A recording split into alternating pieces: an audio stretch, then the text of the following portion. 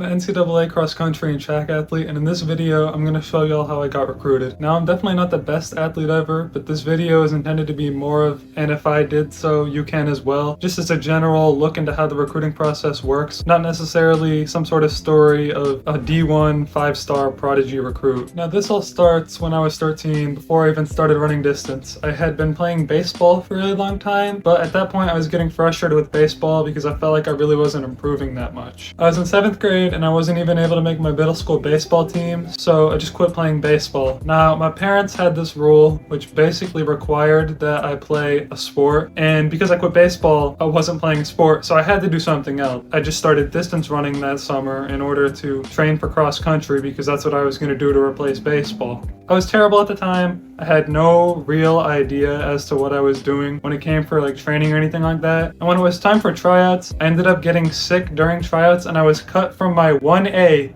middle school cross country team. After that, in preparation for next year I was going to try out again, I started running 5Ks by myself from time to time. Most of them took me like more than 30 minutes to complete. I also didn't bother to try out for the track team because I literally didn't know that there were distance events for track. I just didn't understand track at the time. Now, going into 9th grade, going into my freshman year of high school, I would try again, and this time I'd actually make the JV cross country team, and in my first meet ever, I ran a 24:08 5K, but that was actually on a fast course. The next meet, I'd run 27:48, then 27:01, and then I'd make a huge drop down to 23:09 towards the end of the season before I got a really bad stress fracture because I was running with a heel strike. I'd missed freshman indoor season because I was recovering from that stress fracture, and when I came back from outdoor, I was out of shape after not running because, I was hurt. First meet outdoor, I ran 6:15 in the mile and then 13:46 in the 2 mile, but that season would come to an end pretty much right after that because of COVID. Now, originally during the pandemic, I was trying to stay in shape because I thought that we were going to be back in school in 2 weeks. Back then people were saying 2 weeks to flatten the curve, but 2 weeks turned into 2 months, which turned into what pretty much felt like an eternity. My school year was over, didn't go back to school for the rest of that year. I had a training plan from my coach, but it was only for 3 weeks because that's how long everyone thought that we were going to be missing for. Eventually, I just stopped running because I had run out of workouts on my training plan, and the pandemic sort of made me lose track of my priorities or anything like that. I didn't even know if my state was gonna have high school sports my sophomore year until a few weeks before school even started. Now, me not running for so long led me to start my next season, my sophomore season, out of shape.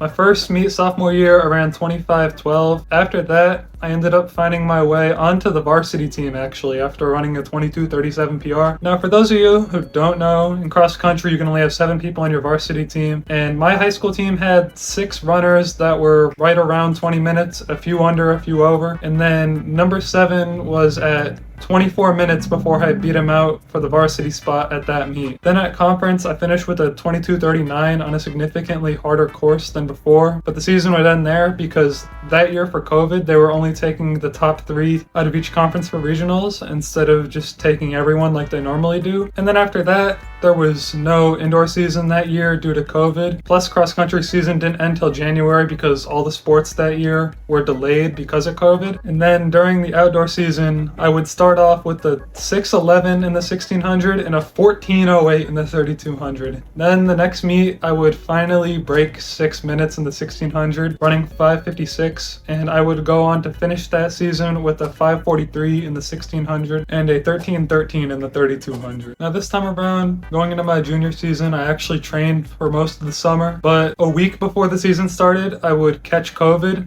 and I would go on to run a 26:36 in my first cross country meet of junior season due to the fact that, as I just mentioned, I was recovering from COVID and it was 103 degrees and humid outside that day. So it was just an all-around horrible day for running. Then the following weekend I'd run 22:55, and then after that I'd PR running 20:40. Late in that season I'd finally break 20 minutes in a 5K. I'd run 19:49 and then I'd make the regional team, and then I'd run 19:23 at regionals and finish that off with 1923 being my PR for the season. We didn't make states because only the top 4 teams in each region make states, and we came in 6th. Then in the first outdoor meet, I'd drop a minute off of my 3200 PR, going down to 12:13. And then after that, I don't really feel like I ever actually seriously attempted the 2 mile again after that. I'd drop to 5:15 in the 1600 over indoor. I'd run a 3:08 1K. And then at the start of outdoor, I'd run 2:20 in the 800 before getting runner's knee, which really ended my season. But my team did win states as a team that year, so that was cool. Going into senior year of high school is where things finally start getting a little bit more interesting. My little brother, who was entering high school and was much better at baseball than I ever was, got a call from a scout who worked for a recruiting organization, and in that call they also said that I was somehow good enough to run D2 track and cross country. Now looking back at it, I wouldn't say that the money that we invested in any sort of recruiting service is necessarily worth it. A lot of the information that they give is stuff that can be found for free on YouTube or just using Google. But with that out of the way, this recruiting service did help me realize one really important thing, and that's if I wanted to play college sports or make a college roster, whatever, get a scholarship,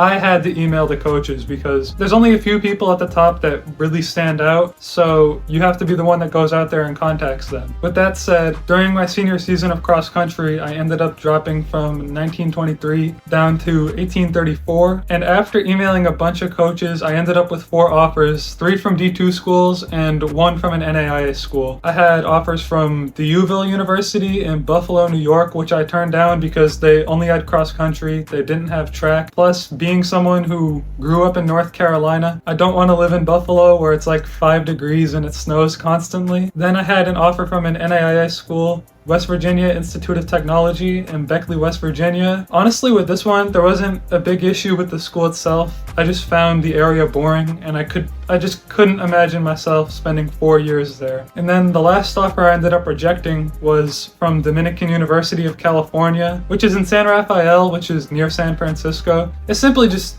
too far from where I live. I live in the East Coast, I live in North Carolina, and going all the way up to California is just too far. So I ultimately ended up making a verbal commitment to Barton College in Wilson, North Carolina, a school only a couple of hours from my hometown, and it's in my home state. After making that verbal commitment, I worked with my high school athletic director to set up a signing day. I signed my national letter of intent, and after that, my recruiting process was done. With that said, if you're watching this and you have a dream of playing college sports, like I said earlier, just go out there and start emailing coaches. The worst thing that anyone's most likely gonna say is no. Now, that's all I have for today. If you made it that far in this video, thanks for watching.